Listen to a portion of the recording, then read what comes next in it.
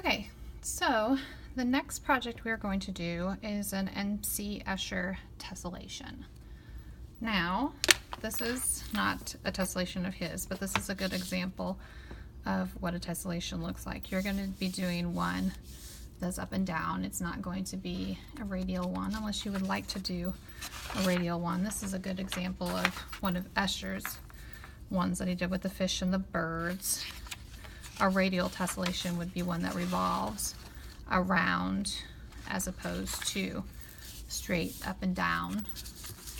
Now, I actually went to a museum this summer and picked this up because he has a painting, or it's a print, and it's called Metamorphosis. It's one of my favorite. I have it on the wall in here, and this flip book goes through the whole tessellation from, well, the whole section of one of his tessellations on this Metamorphosis, and I thought it was kind of cool.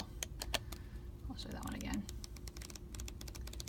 And this is just a tessellation that continues. So, when you start a tessellation, you're going to, and this is for the non-radial, for the regular one, you're going to mark the sides. And you can do this really lightly. A, and B, and B.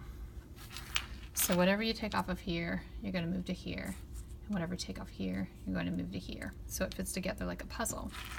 And it all works with mathematics. You hear tessellation used a lot with math.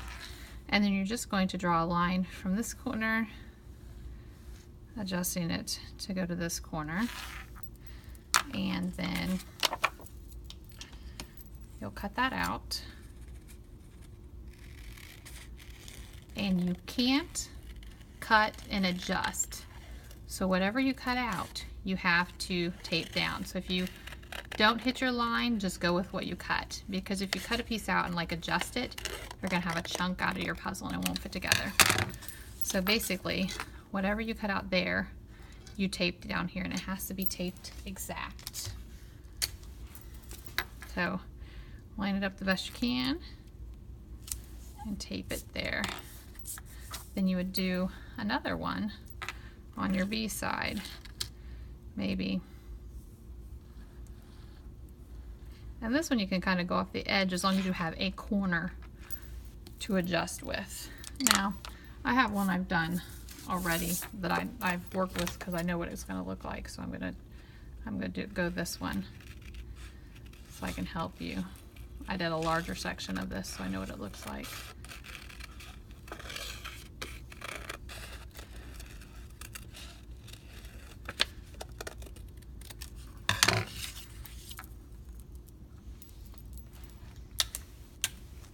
And sometimes you have to do a couple of these before you find it working. And see, again, I'm lining up my edges exactly.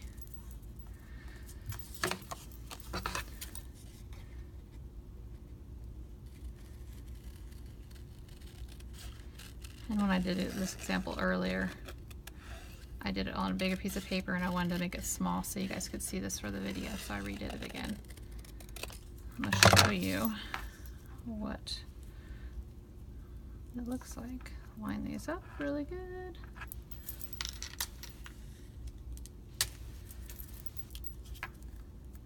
Now you want to make sure you don't overlap any, because then your puzzle won't fit.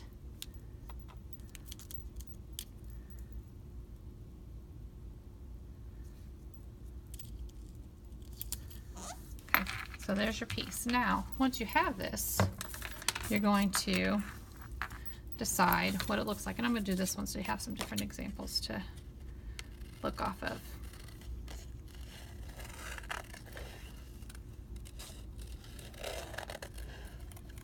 Let's see, that one I kind of didn't follow the line, but I couldn't go back and fix it. I just have to go with what I have. Line up these two corners because I know those are the corners that match up. That one doesn't because I cut a little off the edge.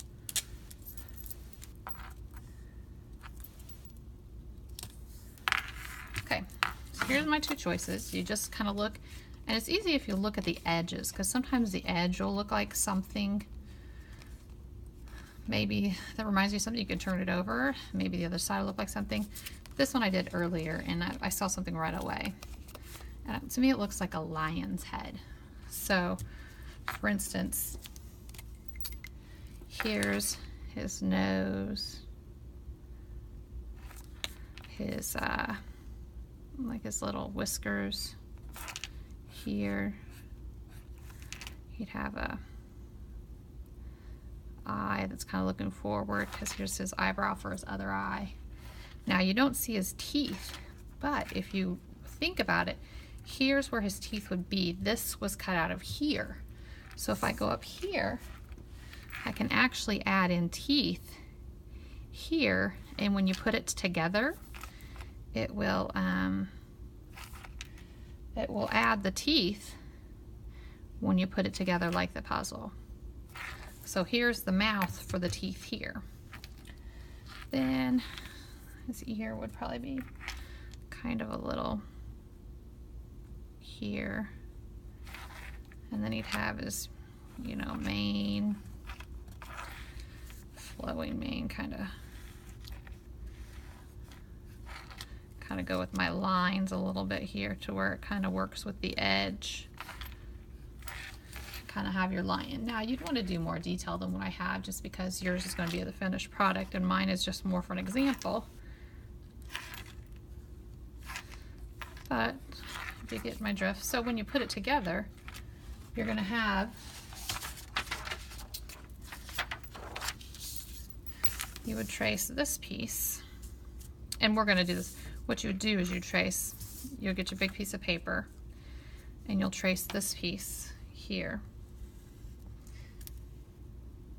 And you would do this with pencil, not in pen, but since I'm doing this to show you, you trace all your pieces first onto your piece of paper. Then once you have them traced, you're going to take the light box and go in and put your tiles underneath it and trace your designs. So this goes here. Like I was telling you, you know, the mouth would go right here. So then you trace your next tile.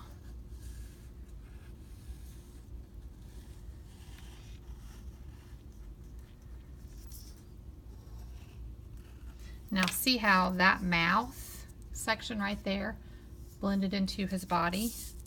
See, there's his head opening. Now it's his mouth. See how that works? So that actually works really well together. So then this next one would go right here. So what you do again is you take your piece, you trace all your sections like this. Then we go to the light box, and I don't know if you'll be able to see it. You can't, because I used a piece of scratch paper that had something on the back. But you go to the light box, put these underneath, and you trace the inside detail. And then you finish it by coloring. Here's an example of a work that I had a kid do a while back. Now, he found 2 items in his, and he found something that worked together. So he did the dragonfly and the fish. You could, if you didn't find something, but then you're like, okay, yeah, this looks like something like fish work really well, so you could do fish and coral, or birds work really well. And then if you had space, you could do like some leaves or flowers. You just want to be sure to really try to use your edges. Don't have stuff floating, because then you're going to have, it's not going to work well. You won't have the merging of the pictures like this one really does. If you have a lot of floating, you'll just have, you know, an animal in here and then all that extra space, because you erase these lines at the end. So it becomes the picture. See how there's no edge lines here? His float a bit, but they work together really well because his animals kind of fit into those spots. But if you notice with Usher's, and he did a lot of where he did his were very advanced, where he had multiple animals, but his animals are the shapes. You know, there's very little extra space in them. Same with this this piece here. See, the legs here become the shoulder. The sword becomes the leg area. There's no extra space involved. That's your tessellation.